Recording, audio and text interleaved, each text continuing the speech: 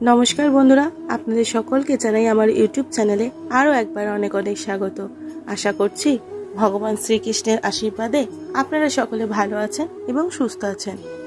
बंधुरा आजकेर एई भिडियोटा किन्तु खुबই इंटारेस्टिंग होते चलेछे, ताई आपनादेरके प्रथमेई अनुरोध करछि भिडियोटा स्किप ना करे सम्पूर्ण देखार। आजकेर भिडियो थेके आपनारा जानते पारबेन जे एई अम्बाबती चलाकालीन समये पूजा पाठ ओ मंत्र उच्चारण करा आदौ की जाए कि जाए ना। एर साथे साथे आपनारा जानते पारबेन एई समय कोन कोन नित्य कर्म आमरा करते पारबो। एछाड़ाओ सनातन धर्मे कोन कर्मगुलिके नित्य कर्म बला हय एबं कोन कर्मके काम्य कर्म बला हय। बंधुरा जेहेतु एई समय अम्बाबती चलछे ताई एई समय केवलमात्र नित्य कर्मई करा जाय। आमादेर अनेकेर मध्येई हयतो एई विषये स्पष्ट कोनो धारणा नेই जे कोन कर्मगुलिके नित्य कर्म बला हय आर कोन कर्मगुलिके काम्य कर्म बला हय। आर जे कारणे मनेर मধ্যে এই अस्पष्टता থাকার কারণে আমাদের মনের ভিতরে অনেক প্রশ্ন তৈরি হয়, আর এটাই তো স্বাভাবিক। বন্ধুরা, এই বিশ্ব ব্রহ্মাণ্ড, মানুষ, জীব জগৎ, পৃথিবী এই সমস্ত কিছু সৃষ্টিকর্তা হলেন ঈশ্বর। তিনি এই সব কিছুকে নিয়ন্ত্রণ করেন। তিনি সর্বত্র বিরাজমান। তিনি নিরাকার, এক এবং অদ্বিতীয়, আর তাই তার কোনো দ্বিতীয় সত্তা নেই। তবে তিনি বিভূতি প্রকাশের জন্য সাকার রূপ ধারণ করেন, আবার লীলা প্রকাশের জন্য জীব দেহ ধারণ করেন।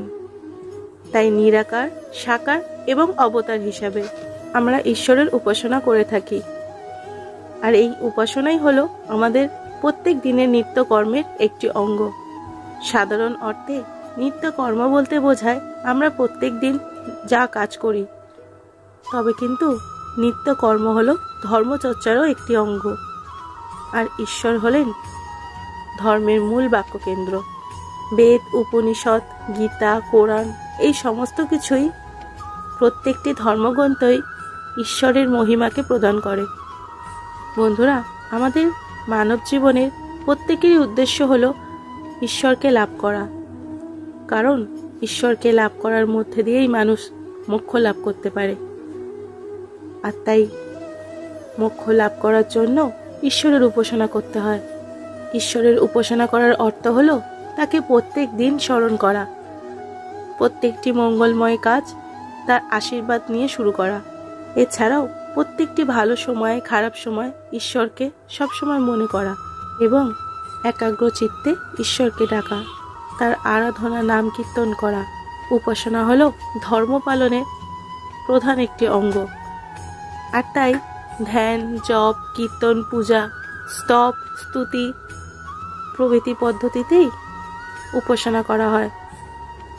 আর এই উপাসনা কিন্তু দুটি উপায়ে করা হয়। একটি হলো সাকার উপাসনা আর আরেকটি হলো নিরাকার উপাসনা। সাকারের অর্থ হলো আকার বা রূপ আছে যার। আকার বা রূপের মাধ্যমে ঈশ্বরের আরাধনা করাই সাকার উপাসনা। ঈশ্বরের কোনো বিশেষ শক্তি, রূপ বা গুণ যদি কোনো আকার ধারণ করে তখন তাকে বলা হয় কোনো দেবতা বা দেবী। যেমন ঈশ্বরের সৃষ্টি ক্ষমতাকে বলা হয় ব্রহ্মা, আর পালন শক্তিকে বলা হয় বিষ্ণু, আর সব কিছুকে ধ্বংস করে ভারসাম্য রক্ষা করাকে বলা হয় দেবাদিদেব মহাদেব। শিব, দুর্গা শক্তির দেবী, সরস্বতী হলো বিদ্যার, আর ধন সম্পদের দেবী হলেন মা লক্ষ্মী। দেবদেবীরা পূজায় সন্তুষ্ট হন, আবার দেবদেবীরা সন্তুষ্ট হলে সন্তুষ্ট হন ঈশ্বরও, এবং তিনি তার ভক্তের মনোবাসনা পূর্ণ করেন। দেবদেবীরা হলেন ঈশ্বরের শক্তির বিশেষ বিশেষ সাকার রূপ। তাই দেবদেবী বহু হলেও ঈশ্বর কখনোই বহু নয়। যারা শ্রদ্ধা সহকারে বিভিন্ন দেবদেবীর পূজা করেন তারাও কিন্তু ভিন্নভাবে ঈশ্বরেরই পূজা করেন। তবে এই রূপ উপাসনায় ভক্ত ঈশ্বরকে সাকার রূপে কাছে পায়। অর্থাৎ কোনো ব্যক্তি কোনো উদ্দেশ্য নিয়ে যে রূপে পূর্ণ ভক্তি ও নিষ্ঠা সহকারে ঈশ্বরের কাছে প্রার্থনা করেন সেই রূপেরই সে ফল প্রাপ্ত করে থাকে। আর অন্যদিকে নিরাকার উপাসনায় ভক্ত কেবলমাত্র নিজের অন্তরে ঈশ্বরকে অনুভব করেন, ঈশ্বরের নাম জপ করেন, তার নাম কীর্তন করেন, স্তব ও স্তুতি পাঠ করে তার নিকট প্রার্থনা জানান, নিজের এবং জগতের কল্যাণ কামনা করেন। ঈশ্বরের এই নিরাকার অবস্থাকে বলা হয় ব্রহ্ম। আর এই ব্রহ্মের উপাসনা বা নিরাকার রূপে ঈশ্বরের উপাসনা ধ্যানের মাধ্যমেও করা যায়।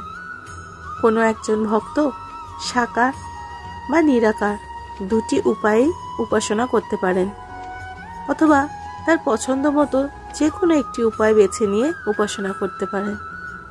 আর এই উপাসনা হলো একটি নিত্যকর্ম, যেটি প্রত্যেক দিন করা হয়ে থাকে।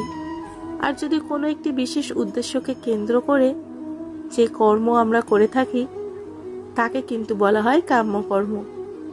আমাদের দেহ ও মনের পবিত্রতার জন্য দেহে সুচিতার প্রয়োজন, অর্থাৎ ধর্মচর্চা করতে গেলে সবার আগে শরীর ও মন সুস্থ থাকতে হবে।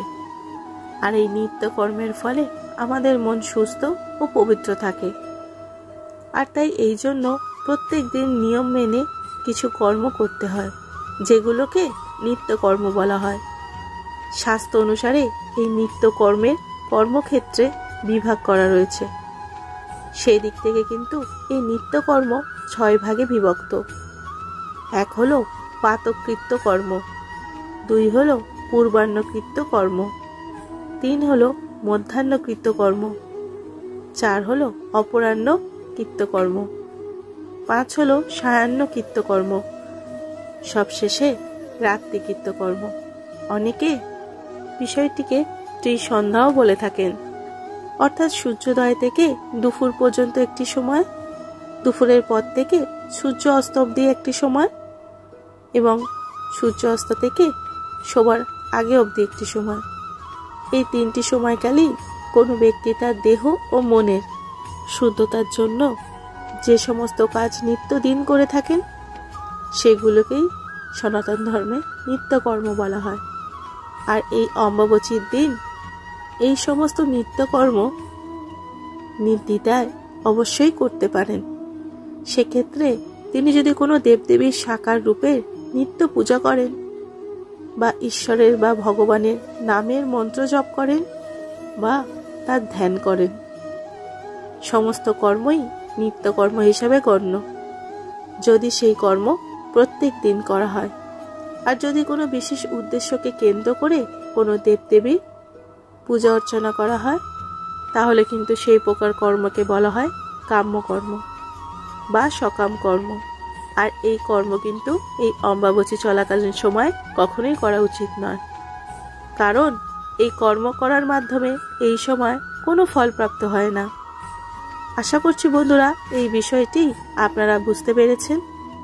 এবার নিজেদের বুদ্ধি ও বিবেক প্রয়োগ করে নিজেরাই বিচার করুন, আপনি যে কর্মটি করছেন বা করতে চাইছেন সেটি নিত্যকর্ম নাকি সকাম কর্ম।